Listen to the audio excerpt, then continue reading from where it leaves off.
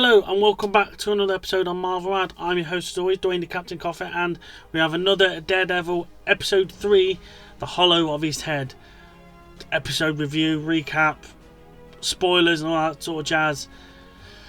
Oh my lord, this was a very court heavy, like drama sort of episode, but that ending, and we'll get to it.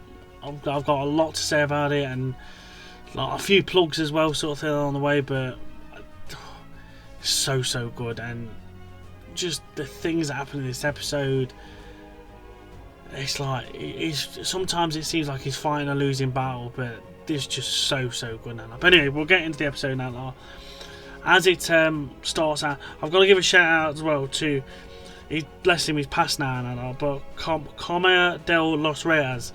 He is a phenomenal actor in this, and for this to be his last project, I can't praise him enough. I really can't. I'm really looking forward to try and see some of the other projects he's done, and really just see like some of the characters he's portrayed, because in this episode, in this series, and it's only been 3 episodes in, but my lord, it's so good now, like, and it's so strong, and yeah, he played it spectacularly well, and the heart and soul of him as well, really portraying that like a vigilante would. He does everything because it's right. It's what you're supposed to do. It's why people go out there and risk their lives to protect people and look after the innocent, stuff like that. But yeah, he's phenomenal actor in this, and what a way to go for him in this, my lord. But yeah, such a good, I'd say,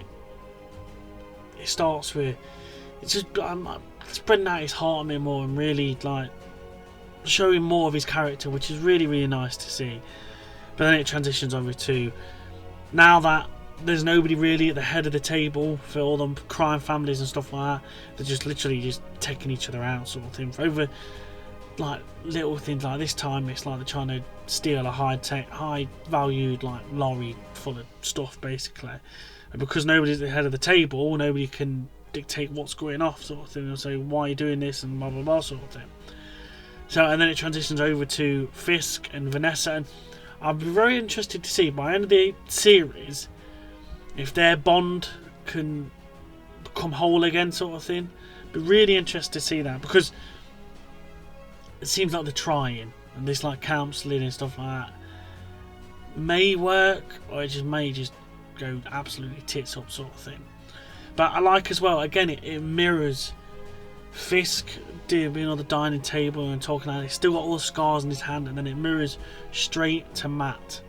He's still got all his scars in his hand, and he's still like reminiscent, well, not reminiscence, but there's still echoes of his past, both of their pasts there visually on their hand, which is really good to see now. But again, this is mainly a very court heavy, like trying to prove that he is innocent. There's nothing that he could have done. The cops are corrupt, and having that little like Punisher symbol on his neck and the hands and everything, it's like,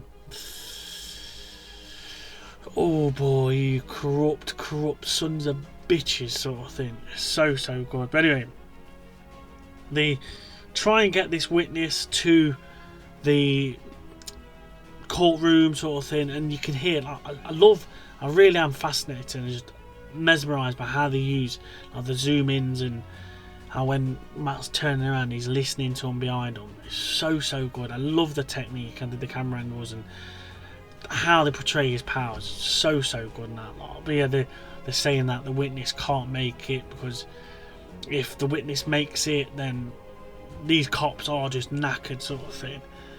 And yeah, it's like the witness at this safe house, because he's a bit of a junkie and nutter, sort of thing.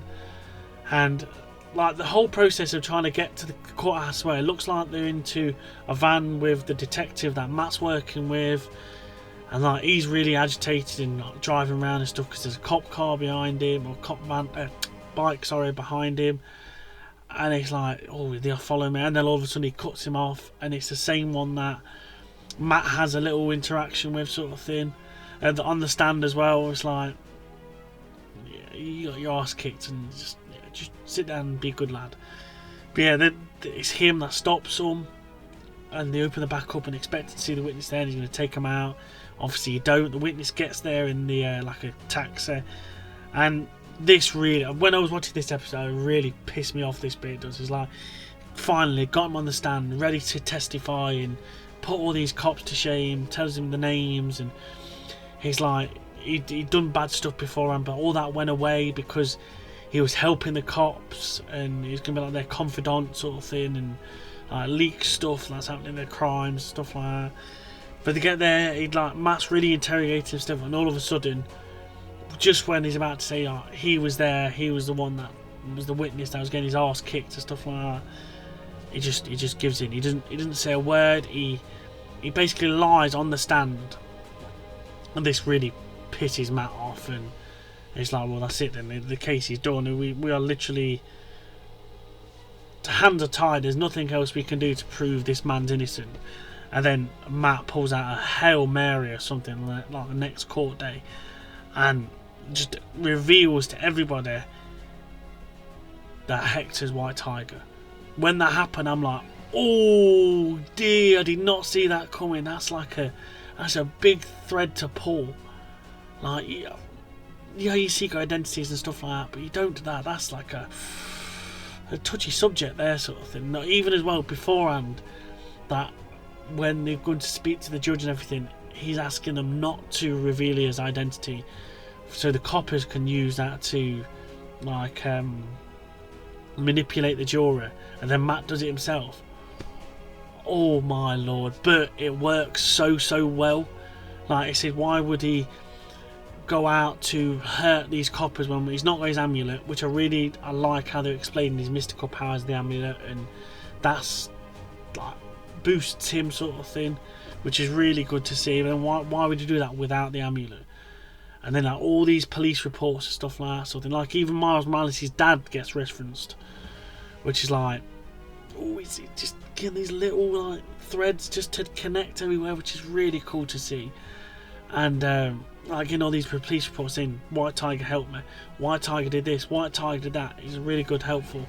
He helped him help this policeman arrest this person. It's just really, really good, and it's like proving that he's a good person at heart, and he's not going to go out there and just kick the shit out of some coppers, which just turns this all on his head, which is really, really good in that lot.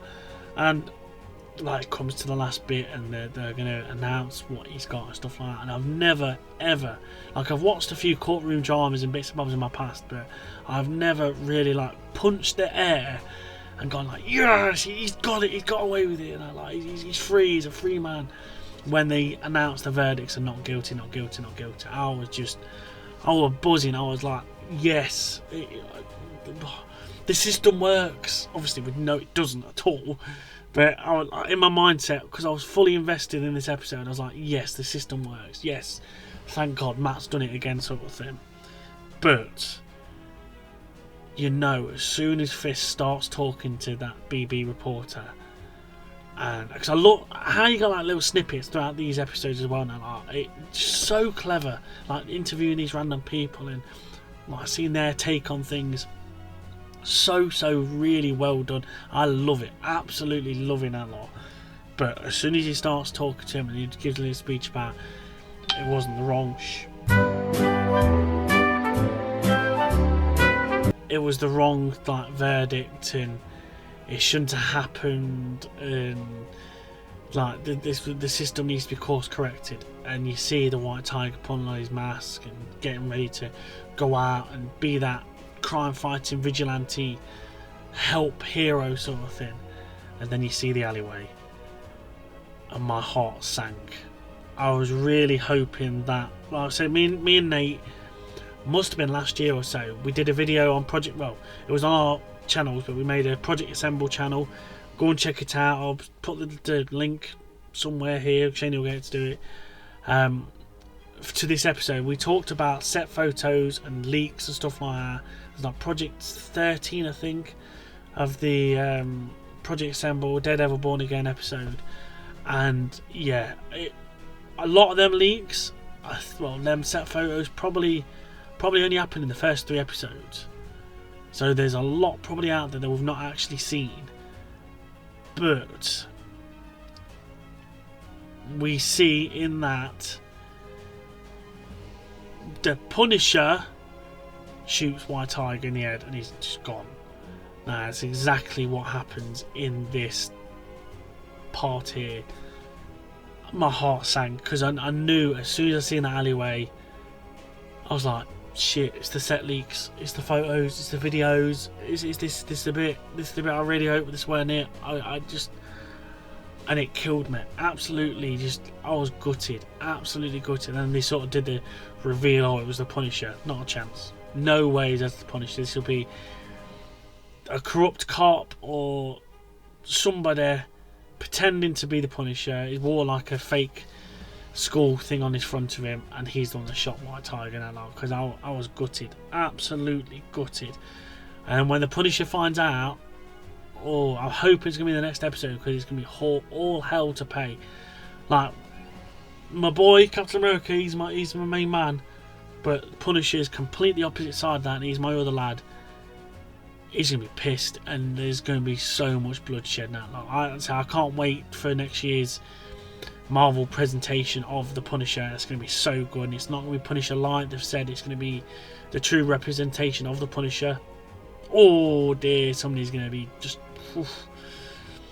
Oh my, but yeah, this ending to that. Oh dear, go and check out. I'll put it up, get Shane to put the link up. Go and check out Project Assemble episode 13 or 14, I think. Daredevil Born Again, where we talk about that, set photos and leaks and stuff like that. We was hoping it might have been before rewrites and stuff like that sort of thing, but it looks like it wasn't. This is it, and it's going to be so good in the next 2 episodes. So good. But yeah, it's definitely not my boy. Definitely not my Punisher. He wouldn't do that at all. I mean, everybody knows that's going to be a corrupt cop, but just that reveal of the skull, and it's like, oh no, Punisher's done it. Nah, not a chance. But anyway, thank you very much for joining us on an episode of Marvel Mad. And yeah, check out Project Assemble. Go and check that out. Make sure you're watching all the retro reviews, gaming, these reviews as well, because it's only going to ramp up from here. I cannot wait. It's going to be so good. But anyway, thank you very much for joining us on another episode, and we'll see you all next time. Thanks a lot, and goodbye.